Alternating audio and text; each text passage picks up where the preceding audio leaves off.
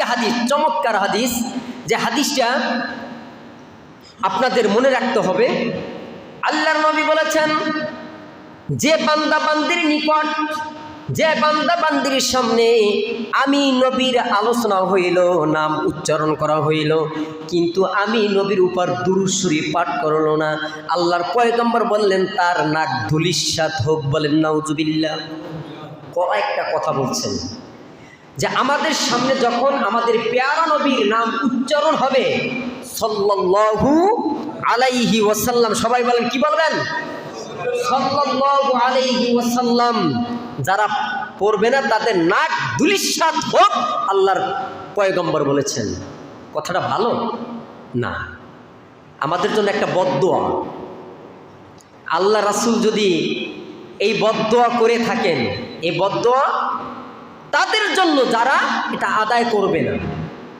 আল্লাহ পাক রব্বুল আলামিন আমাদের সকলকে আমাদের পেয়ারা নবী মুহাম্মদ সাল্লাল্লাহু আলাইহি ওয়াসাল্লামের নাম শোনা মাত্রই যেন আমরা কি বলবো? সাল্লাল্লাহু আলাইহি ওয়াসাল্লাম। সম্মানিত ভাইয়েরা, সেই পেয়ারা নবী আমাদের জন্য এখনো কাঁদে, ইয়া উম্মতি ইয়া উম্মতি। কিয়ামতের দিন এই আমাদের পেয়ারা নবী আমাদের ছেড়ে তিনি জান্নাতে যাবে না। আমরা তো নিজের বাঁচা নিজে বাঁচতে চাই। কু আনফুসাকুম ওয়া আহলিকুম নার, নিজে বাঁচো, আহাল পরিবার পরিজনদেরকে বাঁচাও জাহান্নামের আগুন থেকে।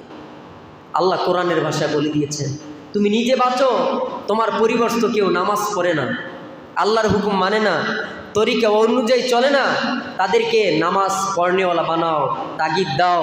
তোমার এটা কর্তব্য, আমাদের সকলের কর্তব্য। আমার স্ত্রী নামাজ পড়ে না, আমার ছেলে সন্তান নামাজ পড়ে না, আমার ভাই বেরাদার নামাজ পড়ে না, তাদেরকে কিভাবে কালেমার দাওয়াত দিয়ে বুঝাইয়া শুনাইয়া, রাগের মাথায় কোনো জিনিস হয় না।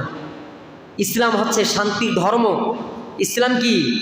ইন্না দীনা ইনদাল্লাহিল ইসলাম। ইসলাম হচ্ছে শান্তি মনোনীত ধর্ম। এই শান্তি, আসসালামু আলাইকুম ওয়া রাহমাতুল্লাহি ওয়া বারাকাতুহু, তোমার উপর শান্তি রহমত বর্ষিত হোক। এই শান্তি আমরা চাই। আমরা ঝগড়া বিবাদ, এই ঝগড়া যেটি আমরা চাই না। কারণ সেই পূর্বে এই ফেরেশতাই বলেছিল যে দুনিয়াতে যদি এই বান্দা পাঠাও, তারা ঝগড়া বিবাদ, কাটাকাটি, রক্তপাত ঘটাবে। যখন এই পরিবর্তন, এই জিনিসগুলো আমরা যখন অ্যাবাউট করে চলি, আল্লাহ আল্লাহ রাসূলের পথে চলি, তখন এই আল্লাহ ফেরেশতাদের নিয়ে গর্ব করে। দেখো আমার এই বান্দারা জান্নাত দেখে নেয়, জাহান্নাম দেখে নেয়, পরকাল কিচ্ছু দেখলো না, আমি আল্লাহকে দেখে নেয়, তারপরে তো কত সুন্দর ইবাদত বন্দিকে করতেছে। গর্ব করে, আমাদের অবস্থা থেকে গর্ব করে।